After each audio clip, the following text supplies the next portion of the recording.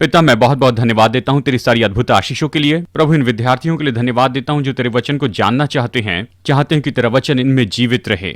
और पिता, आज हम तुझसे विनती करते हैं कि जैसे आज हम यहाँ इफिसियों की पत्री में से आगे देखते चले जा रहे हैं कि तू हम पर नई बातों को प्रकट करेगा और हमें और ज्यादा तेरे जैसे बनाते चले जाएगा। यीशु के नाम में आमेन।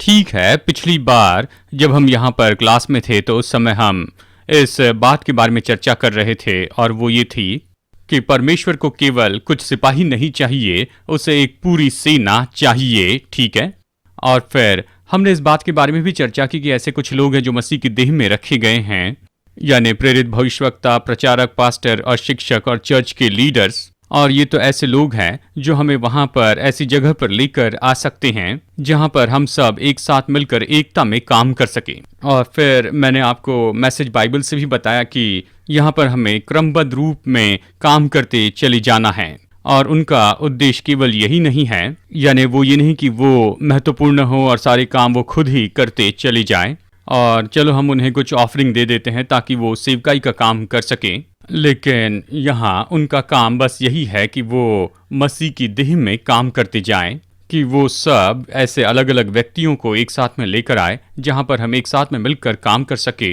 एक क्रम में और बड़ी एकता में होकर। और अब एक बार जबकि पौलुस ने इन सारे मुद्दों के बारे में कह दिया है और फिर यहाँ पर पौलुस अध्याय 5 में कहता है कि इसे लेकर आए, यानी वो ये कहता है कि उन्हें घर में लेकर आए और उन्हें सच में वापस लेकर आए ज़रूरतमंद लोगों के पास, यानी बुनियादी बातों में जहाँ पर लोग एक साथ मिलकर काम कर सके। और वो कहता है कि वो चाहता है और ये तो हमसे मांग की गई है कि हम प्रेम में एक दूसरे के अधीन हो जाएं। और फिर तुरंत ही, यानी जब वो कहता है कि एक दूसरे के अधीन हो जाए, उसके बाद और फिर बस उसके बाद में सभी पुरुषों को ये बात पसंद है। यहाँ पर ये कहता है कि हे पत्नियों, अपने पति के अधीन रहो। और हमें वो वचन तो बहुत ही पसंद है। हमें ये कहना पसंद है स्त्रियों से कि वो अपने पतियों की अधीनता में बने रहें, कि वो अपने पति की अधीनता में रहें और इसके कारण पति को यहाँ पर अधिकार महसूस होता है और घर में अधिकार महसूस होता है। और यहाँ पर बस एक ही समस्या है, क्योंकि ये वचन कहता है जैसे कि पौलुस ने कहा कि हे पत्नियों, अपने पति की अधीनता में रहो जैसे प्रभु के हो। देखिए, ये तो अलग तरह का समर्पण है जो हम प्रभु के सामने रहते हैं, बाकी किसी और व्यक्ति से बढ़कर ये है। और जो प्रभु के सामने हम अधीनता में रहते हैं, ये तो प्रेम के कारण अधीनता है। और ये तो निश्चय उस अधीनता से बिल्कुल अलग है जहाँ पर पुलिस वाले आपका पीछा कर रहे हैं, कार चला रहे हैं, ब्लू लाइट ऑन करके आपको बाजू में रोकते हैं। यानी यहाँ पर ये तो अधीनता है जहाँ पर आप उस समय उसमें से होकर जाते हैं, क्योंकि अचानक यहाँ पर ये पुलिस वाला नीली बत्ती जलाकर आपके पीछे आते हैं और आपको अधीनता में आना पड़ता है। लेकिन यहाँ हमें प्रभु के सामने ऐसी अधीनता नहीं रखनी है, हम प्रेम से उसके अधीन हो जाते हैं। जब हम जानते हैं कि उसने हमसे कितना प्रेम रखा है, उसने हमारे लिए कितना कुछ दिया है और यीशु क्रूस पर भी चढ़ाया गया और उसने इतना महान बलिदान किया, फिर यहाँ इस समय में हम पूरी तरह से चौंक जाते हैं और हम ये कहते हैं, यीशु, तू जो भी चाहे मैं उसे ज़रूर करूँगा। और मैं आशा करता हूँ कि हम सब लोग ऐसा करें और निश्चय इस तरह के अलग समर्पण में, अधीनता में आ जाएं। और ये डर के कारण अधीनता नहीं, और ये तो ऐसी भी अधीनता नहीं जहाँ पर हम डर के कारण अधिकारियों की अधीनता में आते हैं, लेकिन हम तो कुछ भी परमेश्वर की इच्छा के विरुद्ध में करने की कोई कल्पना भी नहीं करते हैं।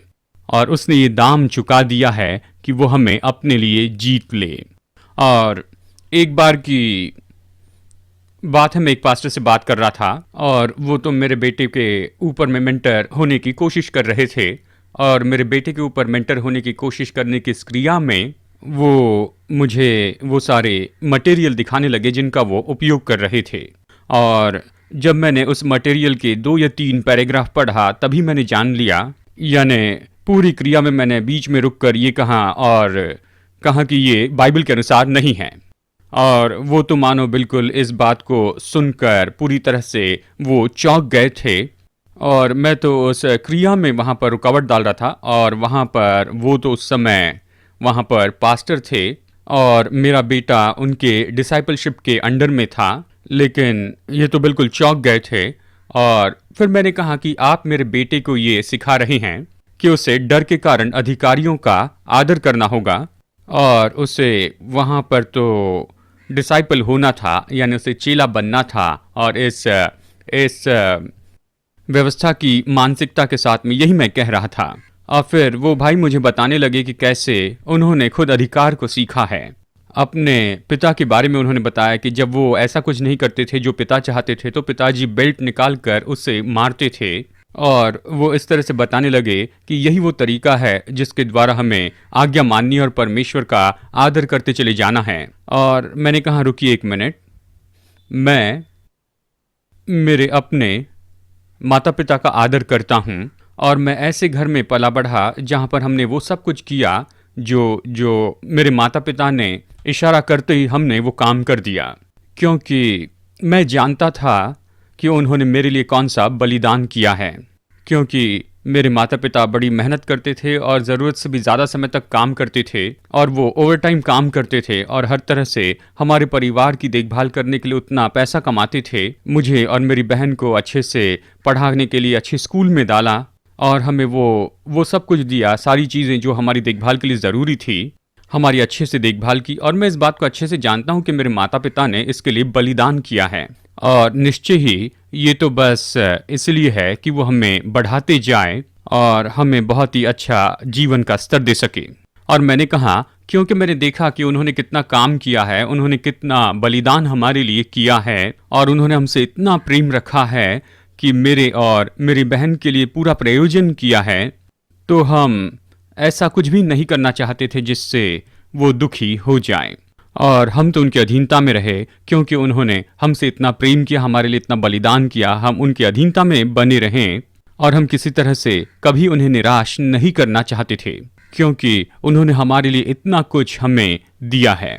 और फिर उन्होंने मेरी ओर देखकर कहा कि आप संसार में केवल एकमात्र व्यक्ति है जिन्होंने ऐसा अनुभव पाया है। मैंने कहा नहीं, ऐसे बहुत से लोग हैं, लेकिन जानते हैं अभी अगर आपके घर में ये सारी बातें अगर नहीं हो रही है फिर भी तो ये जो बुनियाद है, देखिए परमेश्वर के साथ में हमारा ऐसा संबंध है, उसके साथ में हमारी ऐसी बुनियाद है कि यीशु मसीह ने हमसे कितना प्रेम किया, कितना दिया, उसने हमारे लिए कितना बलिदान किया। और अभी इसी के कारण यहाँ अधीनता में बिल्कुल अलग भूमिका होती है। और इसलिए यहाँ पर जब पौलुस कहता है कि हे पत्नियों अपने अपने प्रभु के अधीनता में रहो जैसे प्रभु के अधीनता में हो, तो हमने ये जान लिया कि हमारे घर में बिल्कुल ये इसी तरह से काम करना चाहिए। इसलिए नहीं कि पुरुष पुरुष है इसलिए वो अपने पति की अधीनता में आ जाए या पत्नी पति की अधीनता में आ जाए बस इसलिए क्योंकि वो तो उसका पति है, या फिर वो डरते हैं कि ये पीछे हट जाएंगे, जो वो चाहे वो उनके लिए कोई ज़रूरत पूरी नहीं करेंगे। लेकिन हमें तो निश्चय ही अपने पति की आदर करते चले जाना है, सम्मान करना है।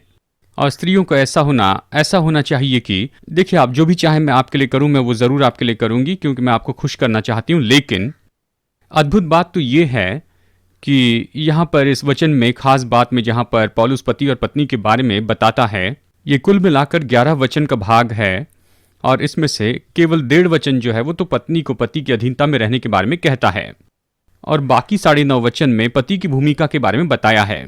यहाँ पर यह कहता है कि पतियों को अपनी पत्नी से वैसे प्रेम रखना है जैसे मसीह ने कलीसिया से प्रेम रखा और अपनी जान दे दी।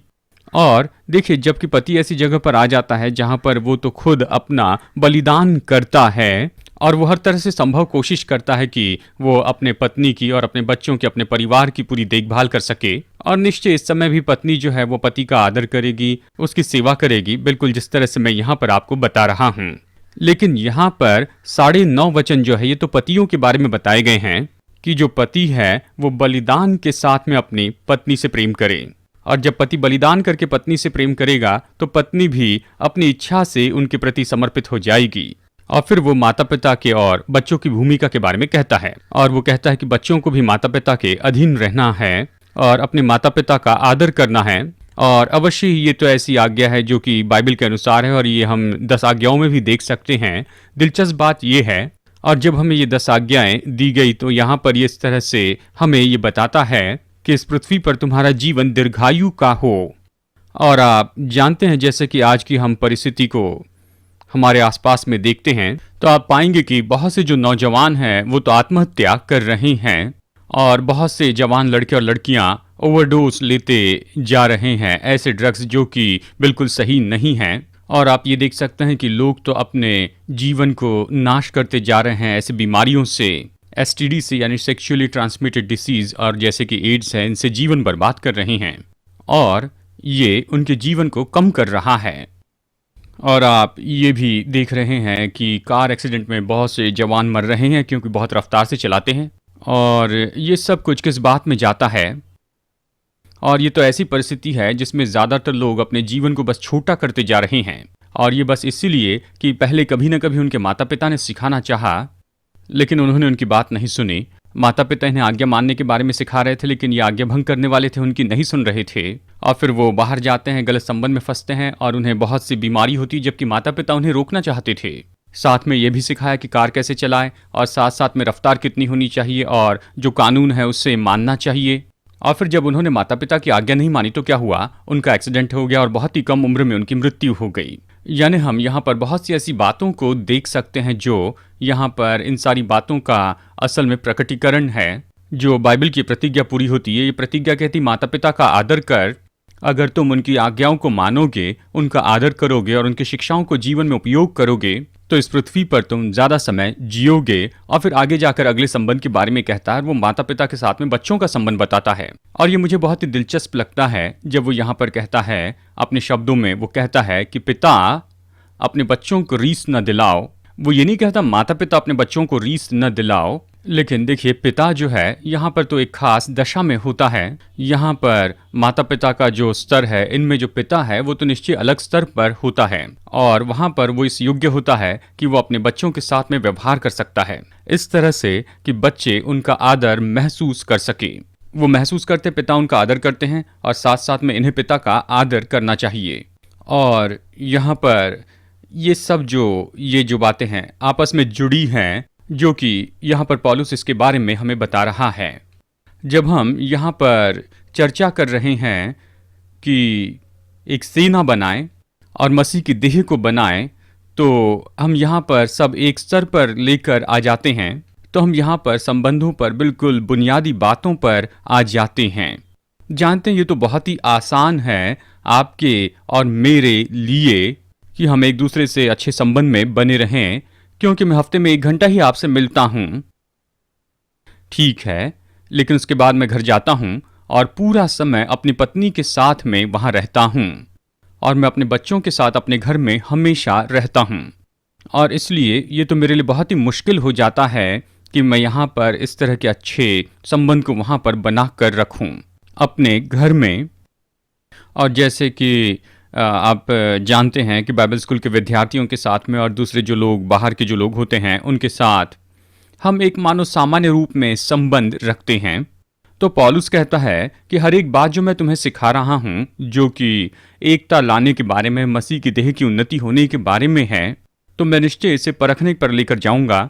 मैं ऐसी जगह पर लेकर जाऊँगा जहाँ पर यह परखा जाएगा, और ये 24 घंटे की ऐसी परिस्थिति होगी। और मैं ये देखना चाहता हूँ कि क्या तुम इस एकता में बने रहना चाहते हो, इस तरह की एकता में, एक दूसरे के लिए इस तरह का आदर रखते हुए, एक दूसरे की अधीनता में आते हुए अपने ही घर में। और जब आप इसे अपने पति के साथ करते हैं, अपनी पत्नी, अपने बच्चों या अपने माता पिता के साथ में ऐसा व्यवहार करते हैं, तो फिर निश्चय ही मसीह की जो देह है उनमें बाकी लोगों तक ये पहुंचाओगे। और फिर वो यहाँ पर आगे एक और संबंध के बारे में कहता है, ये तो मालिक और नौकर के बीच का संबंध है। और वो यहाँ पर मालिक और नौकर के संबंध के बारे में बताते हुए बहुत से वचन बताता है, और यहाँ हमें दिखाता है कि हमें अपने मालिक के लिए सही आदर रखना चाहिए, साथ साथ में मालिक भी सही आदर रखता चला जाए, अपने सभी नौकरों के लिए एक दूसरे से प्रेम में, अधीनता में रहें। और अवश्य ही ये तो अगला स्तर है। आप तो परिवार के साथ में 24 घंटे रहते हैं, और आप अपने मालिक के साथ में हफ्ते में 5 दिन 8 घंटे रहते हैं, यानी हफ्ते के 5 दिन और दिन में 8 घंटे। यानी ये तो बिल्कुल अगला स्तर है। अगर आप इसे घर के स्तर पर अच्छे से करते हैं, अगर आप इसे काम की जगह पर लेकर आते हैं, तो ये जो सिद्धांत है ये एक साथ जोड़ते हैं, वो तो यहाँ मसीह की देह में ले लिए जाते हैं। तो यहाँ पर हम एकता और एक समानता लेकर आते हैं और एक बड़ी सेना बनाते हैं, और केवल कुछ अकेले सिपाही नहीं बनाते हैं। जब हम यहाँ पर इफिसियों 6 में आते हैं, और यहाँ पर इफिसियों अध्याय 6 में पौलुस आत्मिक युद्ध के बारे में हमें सिखाता है, यानी हमारे इस आत्मिक युद्ध में वो ये कहता है हमारा युद्ध लहू और मांस से नहीं है। और मैं ये भी जानता हूँ कि हम में से बहुत से लोग जब भी इस वचन को पढ़ते हैं तो हमारा मन पहले से इसके बारे में प्रोग्राम्ड है, जबकि भूतकाल में हमें इस तरह से सिखाया गया कि जब भी हम मांस और लहू के बारे में सुनते हैं तो हम तुरंत ये समझ लेते हैं, यानी यहाँ पर ये तो शत्रु है, विरोधी है। यहाँ पौलुस सैनेड्रियन काउंसिल पौलुस के विरुद्ध में था, तो हम ये कहते हैं ठीक है, वो सैनेड्रियन काउंसिल के विरुद्ध में लड़ नहीं रहा था, लेकिन उस आत्मा के विरुद्ध में लड़ रहा था जो सैनेड्रियन काउंसिल के पीछे में थी। या फिर पौलुस को रोमी सिपाहियों ने पकड़ा था, उसे मारा था और उसे जेल में डाल दिया था, तो वो मांस और लहू से नहीं लड़ रहा था, यानी वो रोमी सिपाही और रोमी अफसरों से नहीं लड़ रहा था, लेकिन वो उनके पीछे जो आत्मिक सामर्थ्य उनसे लड़ रहा था, उन सिपाहियों के पीछे। और मैं ये विश्वास करता हूं कि जब उसने कहा हमारा युद्ध लहू और मांस से नहीं है, और यहाँ पर वो उसी बात के बारे में कह रहा है जिसके बारे में पहले से हमें बताते आया है।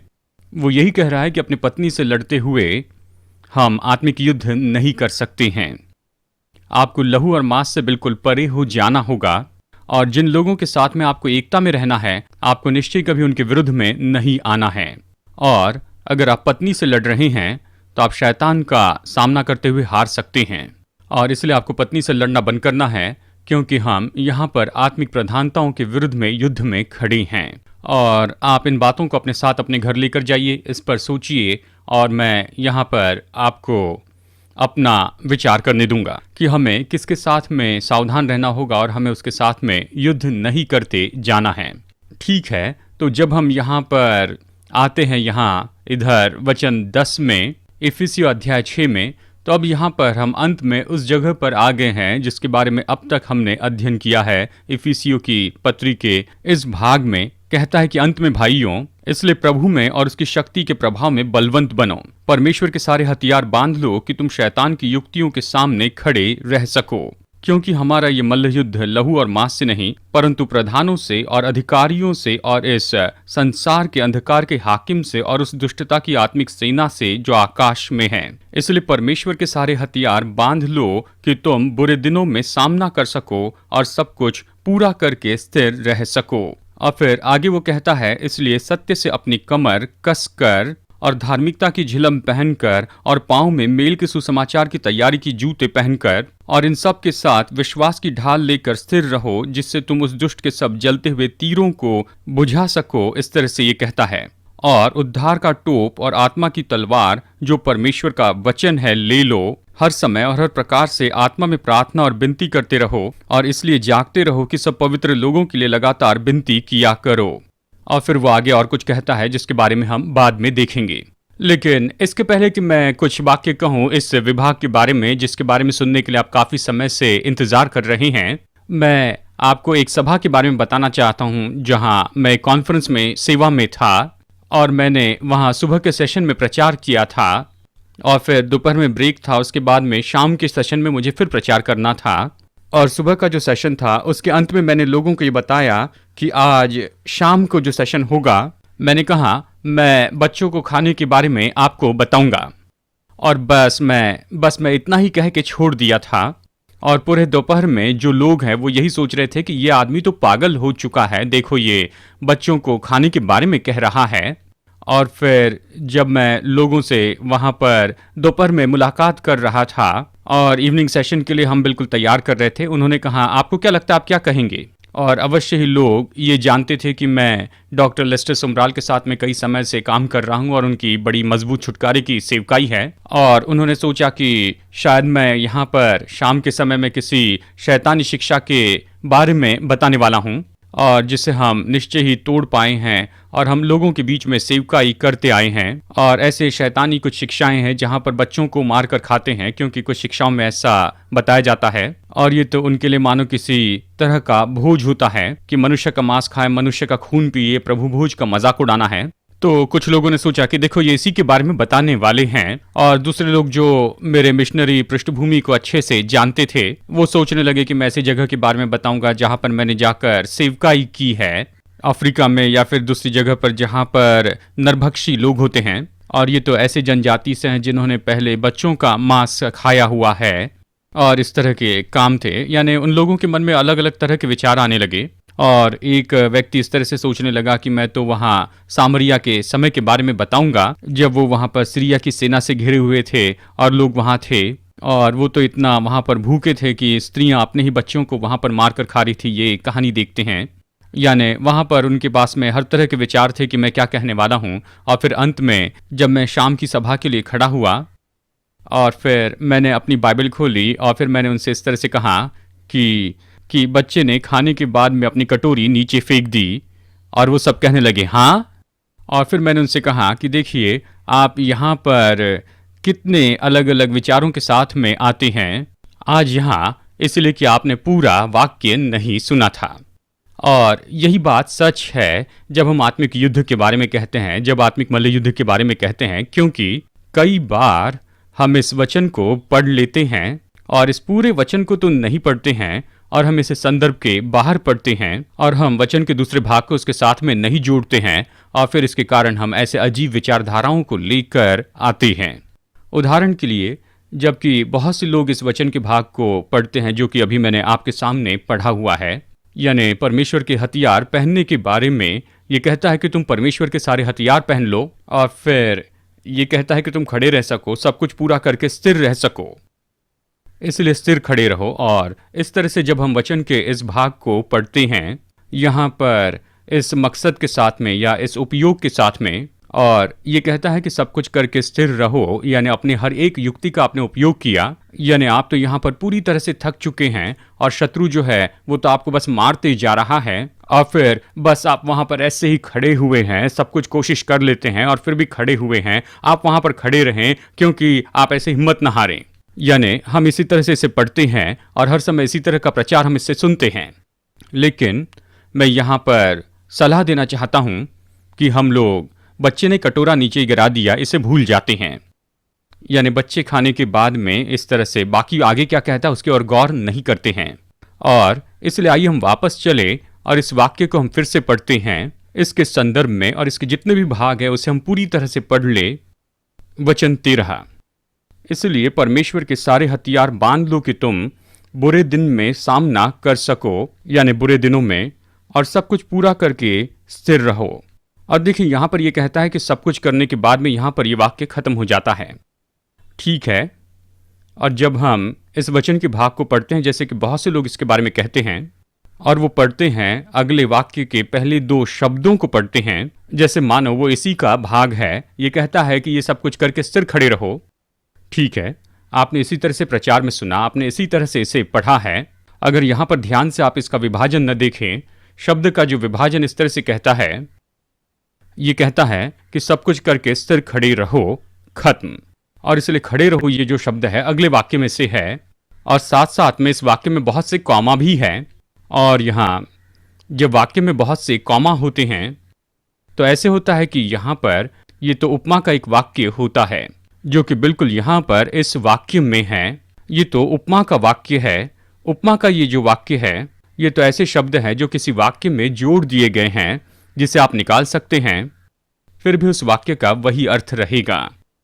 अब यहाँ पर ये उपमा के शब्द जोड़ दिए गए हैं कि यहाँ पर आप इसे समझ सके और इस वाक्य को आप बेहतर तरीके से समझ सके, इसलिए रखे गए हैं, लेकिन ये जरूरी नहीं है और इसे निकाला जा सकता है। और अगर मैं आपसे ये कहूँ कि शिक्षक ही और विद्यार्थी नहीं हैं जो क्लास के इंचार्ज होते हैं, तो जो विद्यार्थी नहीं ये शब्द तो यहाँ पर जोड़ा गया शब्द है, ठीक है। और मैं इन शब्दों के इस वाक्य में से निकाल सकता हूँ, फिर भी इस वाक्य का जो अर्थ है वो तो बिल्कुल वैसे ही रहेगा। और ये तो वही कहेगा कि शिक्षक क्लास के इंचार्ज होते हैं। क्या आप समझ गए हैं ये क्या कहता है? और यहाँ पर इस वाक्य में भी इसी तरह उपमा का शब्द है। तो चलिए इसमें वापस चलते हैं और इसमें देखते हैं ताकि हम इसे समझ सके। इसलिए परमेश्वर के सारे हथियार बांध लो, यहाँ पर कॉमा है, कि तुम बुरे दिनों में सामना कर सको, यहाँ पर भी कॉमा है, और सब कुछ पूरा करके कॉमा स्थिर रह सको। यहाँ पर पहले 2 वाक्य में कॉमा दिया गया है और सब कुछ पूरा करके यहाँ पर जो है ये तो अतिरिक्त वाक्य है। अब हम इस वाक्य को पढ़ते हैं और यहाँ हम इस बात की ओर ध्यान नहीं देते हैं कि यहाँ पर कॉमा दिया गया है। सब कुछ करके स्थिर रहो, इसी तरह से ज्यादा लोग इसे पढ़ते हैं। तो ये इस तरह से नहीं कहता है, ये कहता है सब कुछ करके। ये तो अतिरिक्त वाक्य है, तो इसे हम निकाल देते हैं। अगर हम इस अतिरिक्त वाक्य को जो जोड़ा गया उसे निकाल देते हैं तो इस वाक्य का सही अर्थ होगा। पौलुस कहता है कि हम परमेश्वर के सारे हथियार पहन ले ताकि हम केवल दो बातें कर सके। और नंबर 1 है कि आप बुरे दिनों में स्थिर खड़े रह सके, और नंबर 2 ये है कि आप खड़े रह सके। परमेश्वर के सारे हथियार पहन लो ताकि तुम स्थिर रह सको और खड़े रह सको। पौलुस बस यही तो कह रहा है। पौलुस ने यहां पर इस वचन में ये नहीं कहा है इसलिए सब कुछ करके तुम वहां पर खड़े रहो और बस खड़े रहो। तो खड़े रहो ये एक अलग वाक्य है, और जब वो ये कहता है कि ये सब कुछ करके, तो ये यहां पर इस वाक्य से जुड़ा नहीं है खड़े रहने से। वो कहता है सब करके। अगर आप इसे निकाल दे तो आप ये पाएंगे कि वो कहता है कि मैं चाहता हूं कि तुम परमेश्वर के हथियार पहनो, और जब प्रभु के हथियार पहनोगे तो दो परिणाम होंगे, तुम स्थिर खड़े रहोगे और तुम खड़े रहोगे। और जब वो कहता है कि ये सब करके मतलब क्या है, देखिए बाइबल के ऐसे कुछ अनुवाद है जो यहां पर करके ये जो शब्द है इसके बजाय जयवंत हो जाओ कहते, यानी सब पर जय पाकर खड़े रहो। और खैर मैं आपको ये बताऊं कि मुझे ये ट्रांसलेशन पसंद नहीं, क्योंकि मैं ये सोचता हूं कि ये ग्रीक भाषा के अनुसार बिल्कुल सटीक नहीं है, लेकिन इसके साथ साथ मैं सोचता हूं ये थियोलॉजी में सही नहीं है। क्योंकि थियोलॉजिकल रूप में जब हम ये कहते हैं कि सब पर जय पाने के बाद, तो ये हमें इस तरह से बताता है कि हम अपनी विजय के लिए खुद जिम्मेदार होते हैं और हमें सब पर जयवंत होना है। लेकिन सारी बातों पर कैसे जय पाते हैं? यीशु ने पहले उस पर जय पा ली है। आप यहां पर इफिसियों अध्याय 1 में वापस जाइए। इफिसियों अध्याय 1 में पौलुस ये कहता है कि मैं तुम्हारे लिए प्रार्थना कर रहा हूं कि तुम बुद्धि की आत्मा पाओ और प्रकाशन की आत्मा पाओ, कि तुम्हारे मन की आंखें ज्योतिर्मय हो जाए, ताकि तुम उन सारी बातों को समझ सको जो कि पहले से ही जय पा ली गई है, जो कि खरीदी गई है, ले ली गई है क्रूस और पुनरुत्थान के द्वारा। और इसलिए यदि पौलुस हमारे लिए प्रार्थना कर रहा है ताकि हम इस बात को समझ ले कि यीशु ने पहले इन सारी बातों पर जय प्राप्त कर ली है, तो फिर वो बाद में क्यों कहेगा कि अब तुम्हें इन सारी बातों पर जय पानी है? हमें सब पर जय नहीं पानी है। याद है मैंने आपसे कहा था कि हम लोग तो इवेंडर होलीफील्ड की पत्नी जैसे हैं, ठीक है, जो वहां पर बस दरवाजे में सामने खड़ी रहती है और इवेंडर की राह देखती है, और जैसे वो आए तो उसके हाथ से चेक ले लेती है और सीधा मॉल में चली जाती है। इवेंडर है जो वहां पर जाकर वो मुक्केबाजी करते हैं, उनका कान कट जाता है और ये सब होता है, और उसके बाद में उसे वो चेक मिलता है जिसमें सारे जीरो हैं, और फिर वो घर आते हैं और अपना चेक अपनी पत्नी के हाथ में देते हैं, और वो तो जयवंत से भी बढ़कर है, जबकि ये तो केवल जयवंत हैं। यीशु तो जयवंत हुआ है, और पौलुस कहता है कि हम जयवंत से भी बढ़कर हैं। हम तो केवल उस लाभ को पाते हैं जो कीमत पहले से यीशु मसीह ने चुका दी है। तो अगर इस वचन के भाग का इस तरह से अनुवाद करे कि सब पर तुम जय पाओ, तो मैं सोचता हूं कि ये थियोलॉजिकल रूप में यहां पर गलत होगा। तो फिर यहां पर पौलुस किस बात के बारे में कह रहा है जब कहता है कि ये सब कुछ करके? मैं सोचता हूं वो कह रहा है कि तुम इफिसियों 1:1 में वापस जाओ, और इफिसियों 1:1 से लेकर यहां ऊपर इफिसियों 6:9 तक जो भी है, और उन सारी बुनियाद को देखो जो कि वो बताना चाहता है, और निश्चित कर ले कि आपने हर एक बुनियादी बातों को छू लिया है, और जबकि इन बुनियादी बातों को देखा है तो फिर आप इस तरह से होम रन कर सकते हैं, ठीक है। तो देखा जाए तो सच में 54 ऐसे पॉइंट्स है इफिसियों 1:1 से लेकर और इफिसियों 6:10 के बीच में, और यहाँ पर पौलुस हमें इसके बारे में निर्देश देता है, ये जो पहले से तैयारी करना है उसके बारे में। और ये तो हमारी खुद की मानसिकता की तैयारी है, ये तो हमारे भीतर में हमें खुद को तैयार करना है। और याद है पहले दिन से मैं आपको ये बताते आ रहा हूँ कि परमेश्वर केवल हमें वर्दी देने के काम में ही नहीं लगा हुआ है, वो सिपाहियों को तैयार करने के काम में है। और अगर आपके अंदर कोई योद्धा नहीं है तो आपके यूनिफॉर्म के अंदर भी कोई योद्धा नहीं रहेगा। और फिर पौलुस ये कहता है ये सब कुछ करके, यानी यहां पर सब कुछ पूरी तरह से तैयारी कर ली, उसके बाद में अपने आप को अपने भीतर में पूरी तरह से तैयार कर ले। और फिर जब आप परमेश्वर के हथियारों को पहन लेते हैं, यानी आप पहले से तैयार है, उसके बाद में आपने हथियार पहन लिए हैं, तब आपके विरुद्ध में आने वाले शत्रु के किसी भी हमले में आप स्थिर खड़े रह सकते हैं, और आप खड़े रह सकते शत्रु के उन सारे हमलों के विरुद्ध में, और उन सारी कश्मकश पर आप जयवंत हो सकते हैं। तो फिर ठीक है, आइए यहाँ पर इफिसियों 6:10 में देखते हैं, और यहां पर यह कहते हुए शुरू करता है, मेरे भाइयों इसलिए प्रभु में और उसकी शक्ति के प्रभाव में बलवंत बनो। अब देखिए यहां पर ये जो कह रहा है, इसके लिए जो चाबी है, वो तो जो कह रहा है उसके लिए वो ये नहीं कि ये आपके यूनिफॉर्म में है, लेकिन ये आप में है। आपको बलवान होना है प्रभु में और उसके शक्ति के प्रभाव में। और आपको याद है जबकि हमने ये कहा था जो सामर्थ हम में काम कर रही है वो तो सच में बहुत ही महान है। और आप जानते हैं ये सारी बातें जो कि अनुग्रह की बातें हैं, और ये तो इस बारे में है कि हम में ये सामर्थ है। और फिर वो कहता है कि तुम बलवान बनो, यानी प्रभु में और उसकी शक्ति के प्रभाव में। और जबकि आप इसमें बनते चले जाते हैं अपने व्यक्तिगत बल में, यानी अब आप इस हथियार को पहन सकते हैं। और हथियार पहनने के कारण आप दो बातों के लिए योग्य होते हैं। एक है कि स्थिर खड़े रहें और फिर आप वहां पर खड़े रहें। फिर यह कहता है कि परमेश्वर के सारे हथियार बांध लो कि तुम शैतान की युक्तियों के सामने खड़े रह सको। अब यहां पर ध्यान दीजिए कि वो यहां पर शैतान की युक्तियों के बारे में कहता है। यहां हम में से ज्यादातर लोग जब भी हम आत्मिक युद्ध के बारे में कहते हैं, आत्मिक मल्ल युद्ध के बारे में चर्चा करते हैं, तो हम यहां पर मानो एक तरह से कल्पना करते हैं या इस तरह से हम देखते हैं कि ये मानो सच में शारीरिक लड़ना है। लेकिन वो ये नहीं कहता है कि परमेश्वर के हथियारों को पहन लो कि तुम शैतान के उन सारे वार के विरुद्ध में डटकर खड़े रह सको। और ये भी नहीं कहता कि तुम शैतान के उस सारे शारीरिक हमले के विरुद्ध में डटकर खड़े रह सको। कहता है युक्तियों के विरुद्ध में खड़े रहो। और युक्तियां क्या होती हैं? और युक्ति मतलब ये तो चालाकी है। और जो शत्रु है वो तो हमारे विरुद्ध में ज्यादा काम करता है केवल युक्ति के द्वारा, अपने शारीरिक बल से हमला करने से भी बढ़कर, क्योंकि उसके पास में अभी कोई शारीरिक बल तो है नहीं कि वो उस शारीरिक बल के विरुद्ध में आ सके जो कि हमारे अंदर में है। जो संसार में है उससे भी बड़ा तो आप में है, ठीक है। और इसलिए जो शत्रु है वो तो शारीरिक रूप में आपके भीतर में नहीं आ सकता है और हमारे अंदर की सामर्थ पर जय नहीं पा सकता है। आपको याद है मैंने अपने कुत्ते येडी के बारे में बताया, जो कि एक बहुत बड़ा ऐसा मलमत है और साथ साथ में उसके अंदर भेड़िए के कुछ गुण हैं। और अगर एक दिन उसे ये पता चल जाए कि वो कौन है और उसके अंदर में क्या क्या है तो वो खतरनाक हो जाएगा। यानी अभी तो वो हमारा पालतू कुत्ता है, हम एक साथ में खेलते हैं और वो मेरे हाथ और पैरों को पकड़ता है। और अगर एक दिन वो ये जान ले कि वो सच में कौन है तो वो मेरे पैरों को ऐसे नहीं चबाएगा लेकिन वो पैरों को खा जाएगा।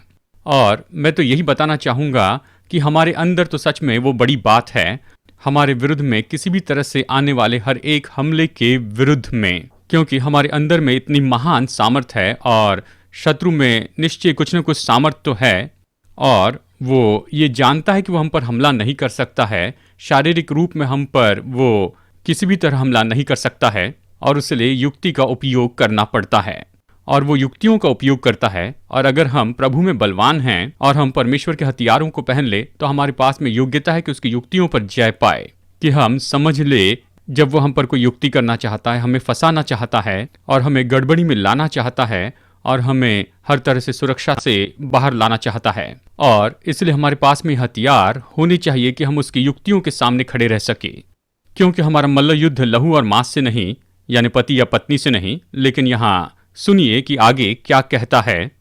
बहुत से लोग, यानी जब हम इस वचन को पढ़ते हैं तो हम इसमें कुछ अतिरिक्त शब्दों को पढ़ते हैं जो कि यहां नहीं है। ये यहां पर कहता है कि हमारा ये मल्ल युद्ध तो लहू और मांस से नहीं है परंतु प्रधानों से है और अधिकारियों से और इस संसार के अंधकार के हाकिमों से। यहां पर वो ये नहीं कहता कि हमें युद्ध करना है यहां इस वचन में, ठीक है। वो ये नहीं कहता हम युद्ध कर रहे हैं, वो कहता है कि हम तो उनके विरुद्ध में हैं। इस वचन को आप जरा बार बार पढ़िए और यहां पर देखिए वो बस यही कहता है कि हमें खड़े रहना है। परमेश्वर के सारे हथियार पहन लो कि तुम स्थिर खड़े रह सको। और फिर वो कहता है कि इन सारे हथियारों को पहनने के बाद तुम यहां पर स्थिर खड़े रह सकोगे, तुम डटे रह सकोगे। पौलुस हमें कभी युद्ध करने के लिए नहीं कहता है, वो हमेशा हमसे यही कहता है कि हम खड़े रहें। अब हम यहां पर गड़बड़ी में आते हैं क्योंकि वो कहता है हमारा युद्ध लहू और मांस से नहीं है, लेकिन अगर आप उस विचारधारा को बाहर निकाल देते हैं तो ये जो वचन का पूरा भाग है ये तो हमेशा खड़े रहने के बारे में कहता है। ये युद्ध के बारे में नहीं कह रहा है, वो खड़े रहने के बारे में कहता है। और जब युद्ध के बारे में वो कह रहा है, जब वो युद्ध के बारे में कहता है तो नकारात्मक शब्द में कहता है कि तुम्हारा युद्ध नहीं है लहू और मांस से। तो यहां पर वो फिर से हमें याद दिलाता है कि हम इन बातों से ऐसे दूर किए जाते हैं, जबकि जिन लोगों से हमें मतभेद नहीं करना है, जैसे कि वो आपके साथ में एकता में रहने चाहिए, पति और पत्नी, मालिक, कर्मचारी और मसीह की बाकी देह है। तो लहू और मांस में तुम लड़ो नहीं, लेकिन अगर लहू और मांस से युद्ध नहीं कर रहे हैं तो फिर हमें क्या करना है? तो अभी आपके अंदर में ये मानसिकता होगी, आपके अंदर में ये विचारधारा होगी कि आप शत्रु के विरुद्ध में डट कर खड़े रहें। पौलुस कहता है, उसने यहां सच में कुछ इन शब्दों को एक साथ जोड़ दिया है। यहां पर देखिए दो अलग अलग ऐसे विचारधारा है जो कि इस वचन में काम कर रहे हैं, और उनमें से एक तो ये मिलिट्री का विचारधारा है और दूसरा जो है वो तो एक खिलाड़ी की विचारधारा है। देखिए मल्ल युद्ध करना ये तो एक खेल होता है। आप में से कुछ लोग कुश्ती खेले हैं कॉलेज के दिनों में। खैर केवल एक ही है तो ठीक है। जब आप कुश्ती करते हैं यानी किसी भी कंपटीशन में, तो वहां आप कितना समय बिताते हैं कि बस वहां पर आप केवल खड़े रहें?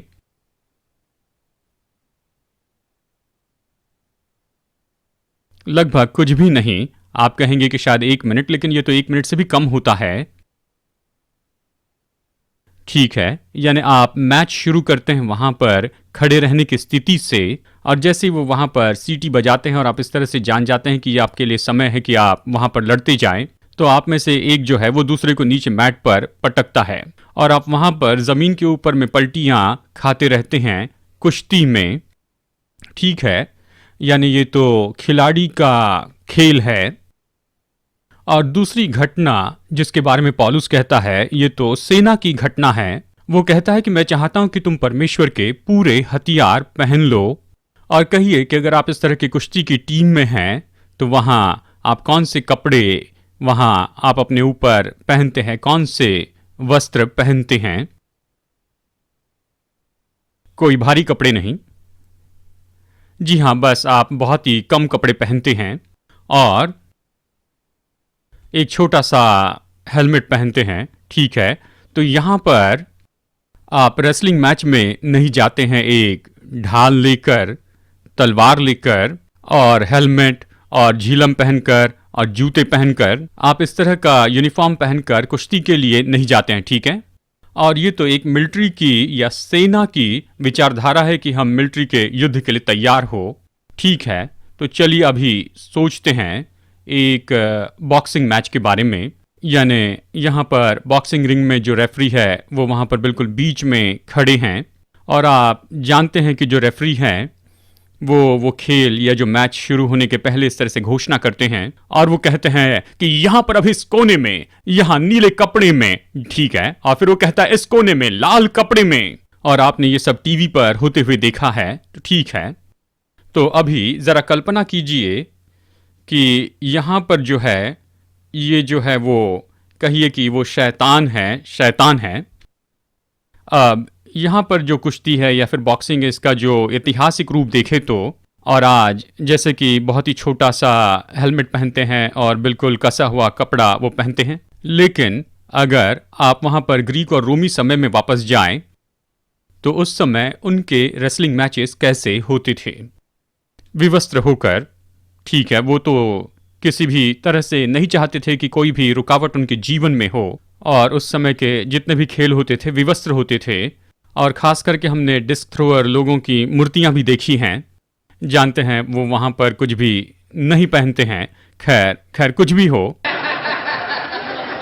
आप जानते हैं जिम्नेशियम शब्द कहां से आया है? जिम शब्द का मतलब है विवस्त्र, जिम्नेशियम मतलब विवस्त्र होकर ट्रेनिंग लेना, क्योंकि ग्रीक के समय में इसी तरह से होता था, चलते वापस। ठीक है, कहिए यहाँ पर अनाउंसर है और वो अभी जो होने वाला बॉक्सिंग मैच है उसके बारे में अनाउंसमेंट कर रहा है, और फिर वो ये कहता है कि इस कोने में शैतान कुछ भी पहने नहीं है। ठीक है, क्योंकि वो वहां पर कहिए कि ग्रीक रोमन रेसलिंग मैच में वहां पर आया है, और फिर इस कोने में है विश्वासी और फिर अनाउंसर का चेहरा लटक जाता है, उसका मुंह ऐसे खुला रह जाता है। ये तो पूरे मिलिट्री के यूनिफॉर्म पहने हुए हैं।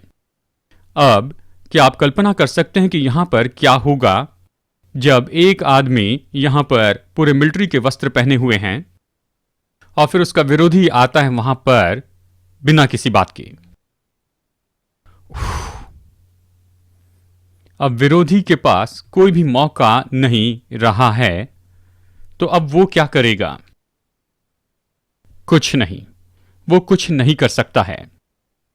और विश्वासी वहां पर बस खड़े रहते हैं अपने अधिकार के साथ, क्योंकि वो अपने सारे हथियार पहने हुए हैं और उसके अंदर पहले से ही परमेश्वर का बल रखा गया है। और ये कहते हुए कि शैतान विवस्त्र है, कुलुसियों की पत्री हमें बताती है कि यीशु ने उसे पूरी तरह से निकम्मा कर दिया है। और यहाँ पर ये कहता है खुल्लम खुल्ला तमाशा बना, लेकिन असल शब्द में देखा जाए तो विवस्त्र कर दिया।